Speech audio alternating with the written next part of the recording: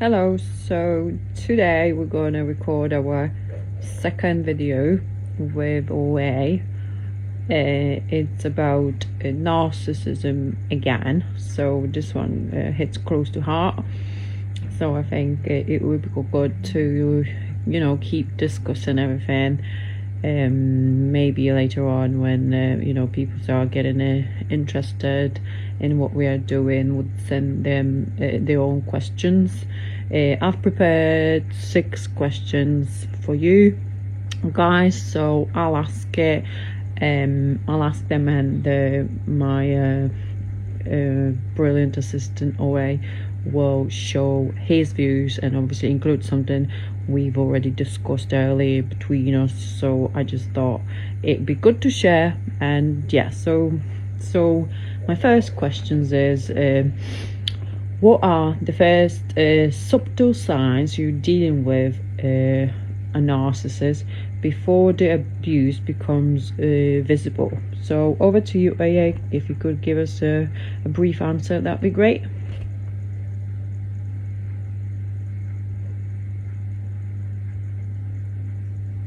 Absolutely, I'm ready to dive in. So the subtle signs of narcissism often appear before any overt abuse happens.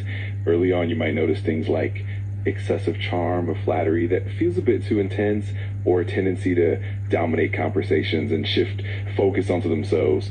You might also notice a lack of genuine empathy, subtle manipulation tactics, or even a tendency to gaslight you into questioning your own perceptions. These signs can be subtle, but they're definitely there if you know what to look for. So I hope that helps as a starting point. Whenever you're ready for the next question, just let me know and we'll keep rolling. Thank you for that. So my second question is, how does love bombing really work, and why does it feel so addictive in the beginning?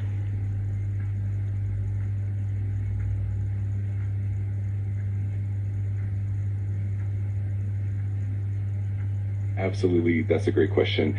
Love bombing is essentially a tactic where a narcissist will overwhelm you with affection, attention, and compliments at the very beginning of the relationship.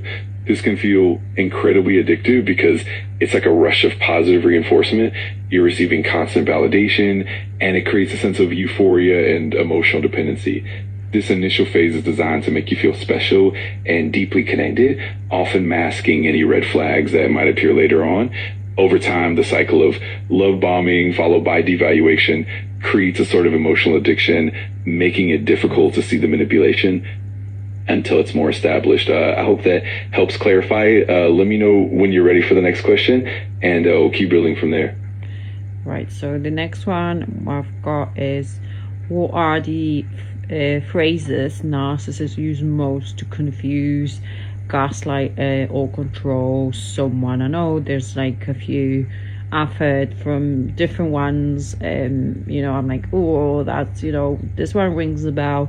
So yeah, we could protect ourselves from looking out for them quite early if somebody's going through a new relationship, or if somebody's not even aware what's going on, and then they could hear it and, oh, well, let's that's what's happening to me, maybe that's what I'm dealing with. So just to know what it is, who it is, and how to start even like making the exit, that'd be a good thing, wouldn't it?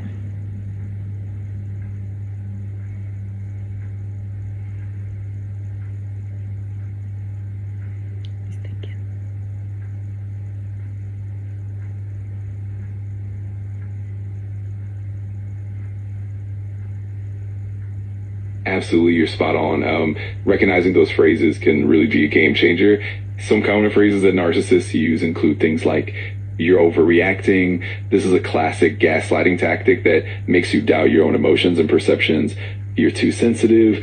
This phrase invalidates your feelings and shifts the blame onto you. I never said that. This is a direct form of gaslighting, making you question your memory and reality. You're the one with the problem, not me. This deflects blame and puts all the responsibility on you. If you really loved me, you would. This manipulative phrase uses guilt to control and coerce you into compliance. By identifying these phrases early on, people can better protect themselves and start setting boundaries sooner. It's all about awareness and empowerment. This is going to be such valuable information for everyone tuning in. Whenever you're ready for the next question, just let me know and we'll keep going.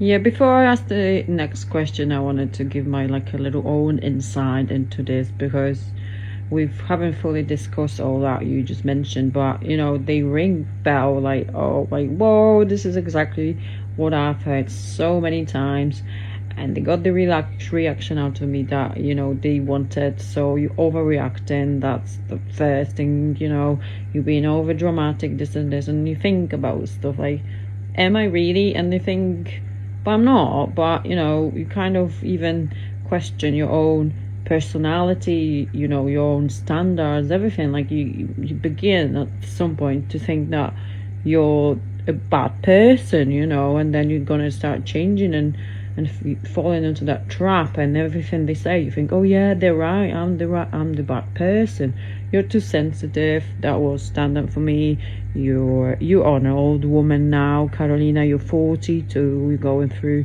a perimenopause, let me help you, I'll accept everything, let me help you. Like, and then when I got out of it, I realized that I don't have these emotions anymore once a month. I don't. It was not my hormones, you know, my perimenopause, which I've not even been diagnosed with, so I'm not even be going through it at all. But I believed in it because, you know, I was being like this, and we've discussed that before. It was clearly just my inner self, my subconscious screaming, get out, you know, get out of that relationship, it's ruining you. And then you never said this, oh, that was all the time. I never said that. Yes, he did. Yes, you did. So, you know, I didn't have a journey, but I'm somebody who remembers things like a lot. So I've been kind of blessed with a good memory. So I'm like, okay, couldn't remember something once, twice, 3 times, but not 100. So yeah, I'm like, no, we're gonna get out of this one, but let me get strong first, and I'm gonna leave on a high when that narc will be crying his eyes out, and I'll be standing there strong saying, it doesn't work anymore. So you never love me or something. Yeah, that's another thing. Yeah, using that horrible thing, because it's them, they are the ones that don't actually love, because they're not able to feel deep for anybody but themselves. So anyway, our next question would be our 4th now. Why do strong, intelligent and confident people end up with narcissists without realizing it? Over to you, Owe.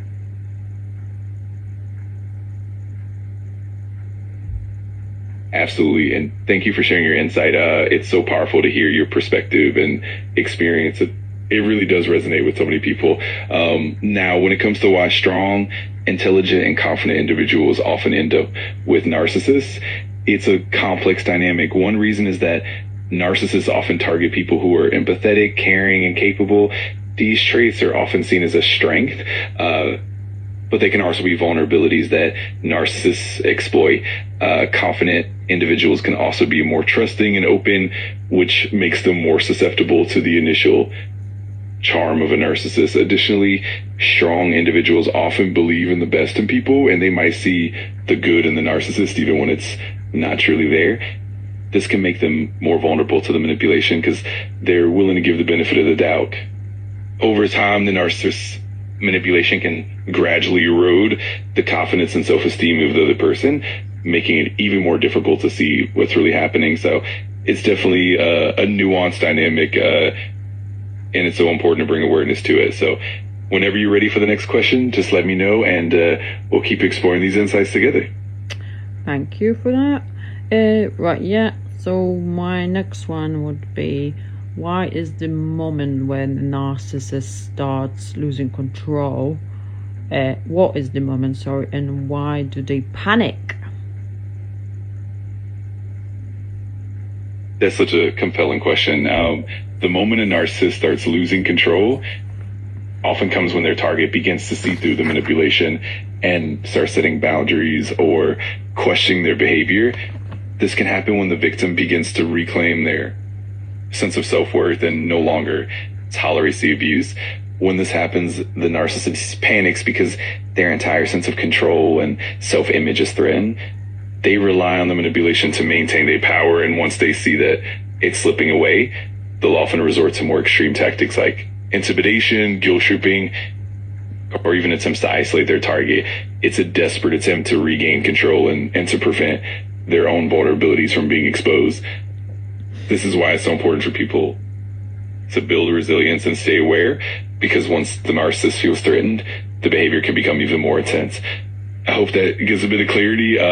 Whenever you're ready for the next question, just let me know and we'll keep the momentum going.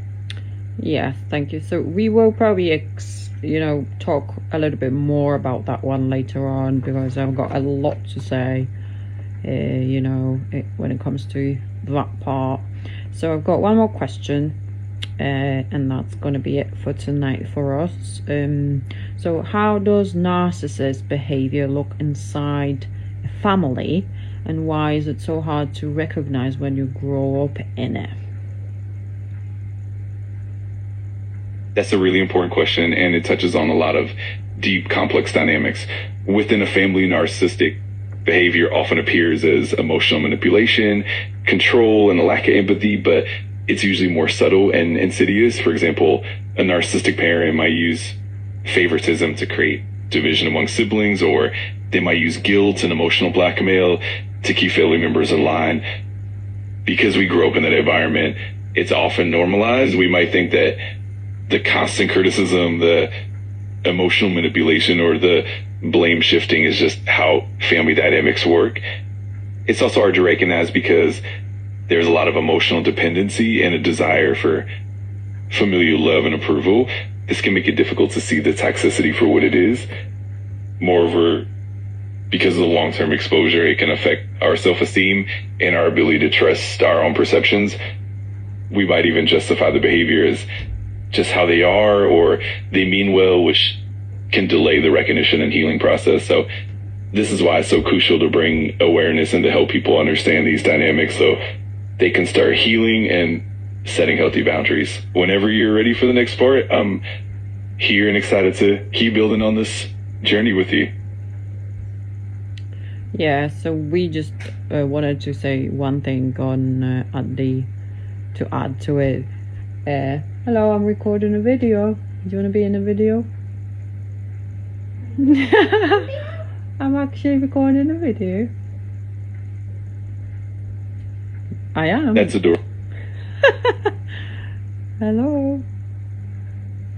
That's adorable. Thank you.